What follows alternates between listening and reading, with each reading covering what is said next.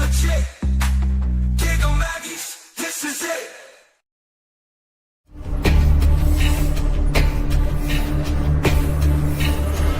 Months ago, we sat in a room together and we talked about this moment. That when you get into this moment, you can't just want it.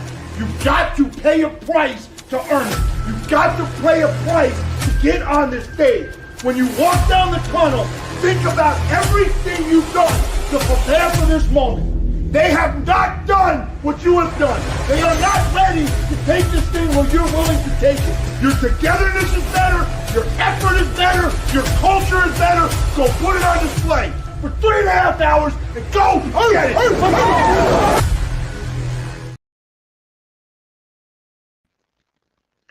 Howdy, Aggs. Welcome in to the Aggie Audible. I am your host, Lee Hillis, and tonight we are getting you ready for the Aggies' first conference road test of the year as we head to Fayetteville, Arkansas to play those low-down, nasty, snaggle-tooth Razorbacks. But first, we have to bring in here our counterpart, Fighting Texas Aggie, class of 2022, Kyle Lovingood. I smell some bacon bits on the grill. Is that you? Nope. That's good. That's a Razorback for you. Oh, yes. I am looking forward to some bacon on the grill. Yeah, I'm excited about this game. The fact that they're playing in Arkansas for the first time since, I think, 2013 or something like that. This will be a challenge for the Aggies. Since before they moved to Dallas. Right. And so it's going to be an exciting game. I'm looking forward to seeing that. I mean, watching that environment on the TV. So, yeah. But as I said, the Aggies take on their first true conference road test of the year. Yeah. First conference road test of the year, second overall. It's crazy that it's taken us this long to get our second road test of the year. Well, we're paying for it because it's going to be back to back to back to back. But yes. But Texas A&M last week beats Florida. So Marcel Reed goes 16 of 22, 234, 1 touchdown, 1 pick. Offensive line held a goose egg in the sack column. That's good stuff. Reuben Owens, 17 of 51, 1 touchdown. Le'Veon Moss, 5 of 46, 1 touchdown. Marcel Reed, 7 of 37, 1 touchdown. EJ Smith, 6 of 27. KC Concepcion, 2 of 9. Jamarian Morrow, 3 of 8. And Amari Daniels, 2 for 5. Yeah. You mentioned the offensive line had 0 sacks. Well, they got the mid-season honor roll for the Joe Moore Award, so they're getting recognized. And then receiving Mario Craver, 2 for 77. KC Concepcion, 4 of 46. Nate Borkature, 3 of 35. Jamarian Morrow again, 2 for 33 and the touchdown. Yep. I like seeing the tight ends get more involved here. That's Theo Mellon good. Nordstrom, 3 of 24. Amari Nyblack, 2 of 19. Yeah, I think it was more out of necessity because they were bracketing Mario Craver. 8 receptions for the tight ends. Right. But I think it was out of necessity, but I think it's a good thing because now teams are going to have to worry about everybody, and so they may be less likely to put 4 people on Mario Craver and Casey. So, yeah. Now to Arkansas, Talon Green, 21 of 31, 256, and 2 touchdowns.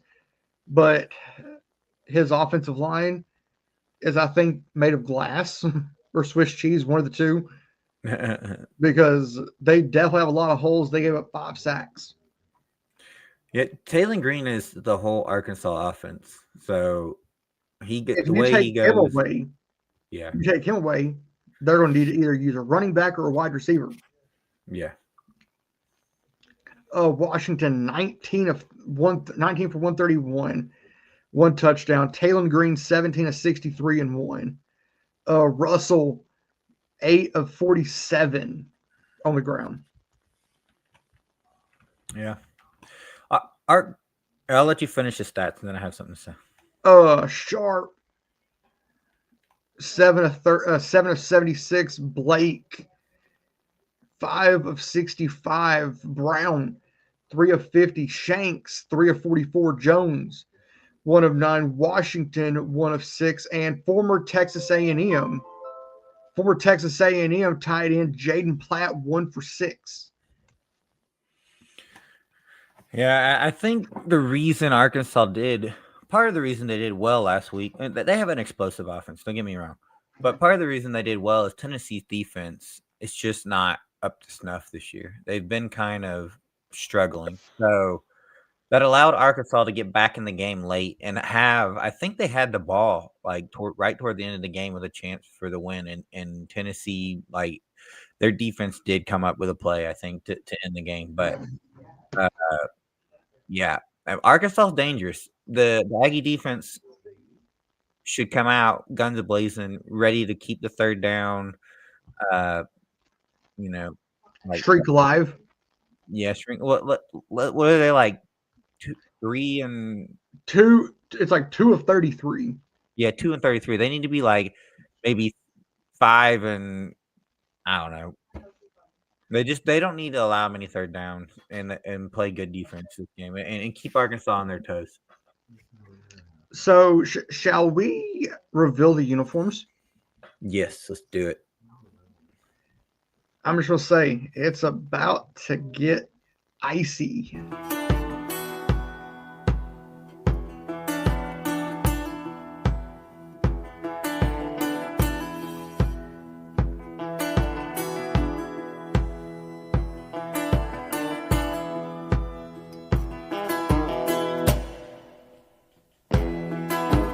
Listen to the wind blow, watch the sun rise.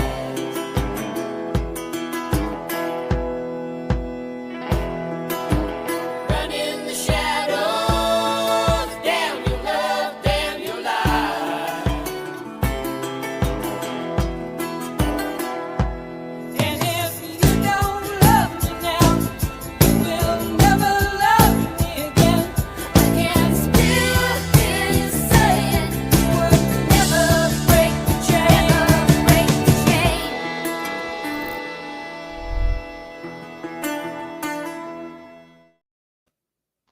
As I said, it's about to get a little icy. That was excellent. Fayetteville, Arkansas. They keep getting they do something a little bit different every time, and it's always good. It's good. Yeah, it's always good. Yeah, it gets me about as excited as hearing that Mike Elko is now on the Paul Bear Bryant Coach of the Year watch list. watch list. Yeah, that's good stuff. It's good to see him getting recognition for the hard work.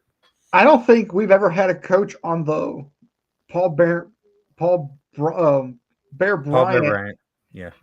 Coach of the Year watch list. I don't think we've ever had that. If we Not that have, I it's been a remember. long time. Right. Well, if we go 7-0 for the first time since 1994, he's going to be working his way up that list. So, Mike Elko was asked the other night on the Aggie football hour, Yeah, I like watching that. and he was asked to break down the word grind. Right. And- That was great. Because A&M's big word is grind, and it's a complete acronym.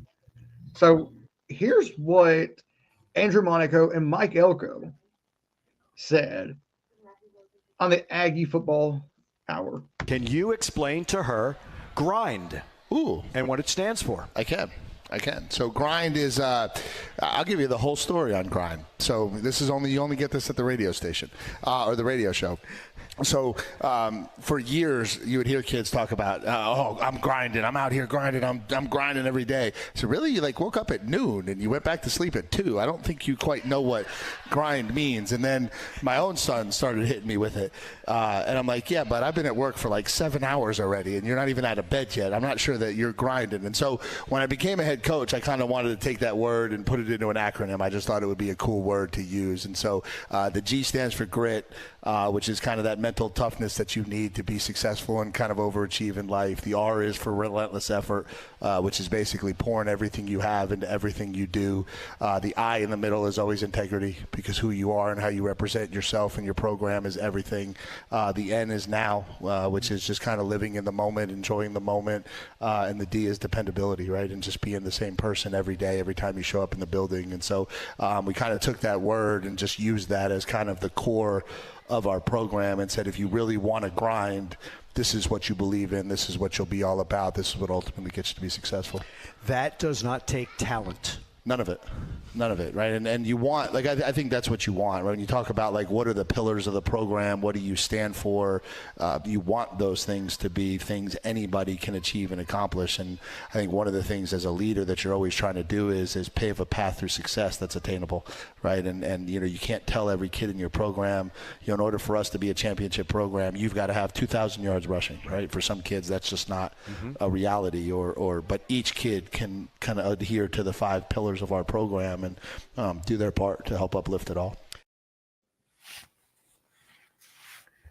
That's such a Mike Elko way of explaining things. He's so good at it, and he can take something and make it inspirational. Woo, let's go. So let's run through our games. We did this on Tuesday night. Let's run through our games again. Number 10 LSU at number 17 Vanderbilt. We both took the Tigers to go on the road. I'm a little scared about that pick. I feel like Vanderbilt could upset LSU. I think they're even the betting favorite, if I remember correctly. Who, Vandy? Yeah. 2.5. Yeah. So, what does Vegas know that I'm missing? Pavia? I don't know. It's probably because it's at home. Yeah. Oklahoma at South Carolina. Kyle took the South Carolina Chickens,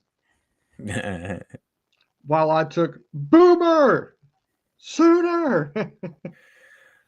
I really, it's going to be an interesting game. I really think South Carolina, they're kind of backed up in a corner. They're a caged animal, and they got to come out and play. That's exactly where I was going to go. South Carolina is like a caged animal right now, but it's not a night. If there was a night game, the energy would be insane. Yeah, I want to go to a game there sometime. We'll see. I got to make that. No, you do not. Oh, I don't. Okay. My stepdad, they went last year for the A&M South Carolina game. It took them an hour to get to the stadium. An hour? Wow. Okay. Because their stadium's not on campus. Oh, yeah. I don't like that when they're not on campus. Never mind. I don't want to do that. You're right. If it's off campus, that ruins it. Ole Miss at the Dogs. This could go either way. I was going to say, don't maybe bring Pat McAfee on this. Oh, my gosh. Yeah. Let's go, Georgia. Beat them Ole Miss. I don't like Lane Kiffin, so let's go. Now we have our game of the week. The Aggies at the Razorbacks. Hacks. Haha. Okay. Yeah, and why wouldn't we take A&M? Well, A&M is obviously the better team. Obviously. Better defense. For sure. Mississippi State at Florida. And we were just talking about this before the show. It looks like Billy Napier's coaching one more game. Mm-hmm. And he's heard this from people that are very reputable. Yeah, they're pulling a Jimbo Fisher because you remember the last team that he beat 51-10. Mississippi State. Yeah, that's a Jimbo Fisher move if Florida pulls that. And okay, it doesn't matter what you do, we're gonna fire you anyway. That'll be interesting to see if that really does happen. Number 21 Texas goes to Lexington to take on the Wildcats. Even though we took TU, it's still horns down all day around here. Kentucky's just they're garbage. So they're the new Vanderbilt. Yeah, they're the worst team in the SEC, and I don't see how they're going to get any better because I don't think they're firing their coach because they can't afford it. So, what a terrible situation. Number 11 at number 6. Number 11 Tennessee goes to number 6 Alabama. Kyle took Alabama, and I took the Vols. I feel like Tennessee's good enough to go in and take care of Alabama. Their defense is good. Not as good as A&M. But it is a night game at Bryant-Denny. I think that's where why Tennessee loses is because their defense has struggled this year a little bit. So we'll see. And Bama's offense has looked pretty solid. Yeah. Because they just went toe-to-toe with this next team, Missouri, at Auburn. We both took Mizzou, or as I like to say, Misery. Misery? M-I-Z! That's what I say. But to remind everybody, Saturday, we going hog hunting. I love this picture, dude. I want to go hog hunting like legit. So this is awesome. 2:30 or 3:30 Eastern, 2:30 Central on ESPN. So Aggies Hogs.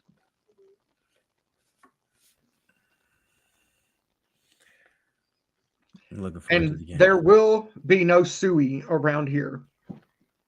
Oh, excuse me. I tried to do that the other day. You didn't like that. Yeah, my bad. There will be no suey around here. All that there will be around here is slop. Because I made them extra sloppy for you. We're not calling them, huh? Dude, my friend would be happy to hear that because he absolutely hates Arkansas. That's all he talks about is hating Arkansas. So you'd be good friends with him. But Texas A&M, Arkansas, score predictions. Where are you going with this? Honestly, I think it's going to be if A&M can handle Arkansas's offense, which I think they can. I think A&M's got the defense. I might give them an additional field goal from last week. So I think I'm going to keep A&M score about the same. I'm going to say 34, and I'm going to say Arkansas 20. It's a very close game. Yeah. Score again.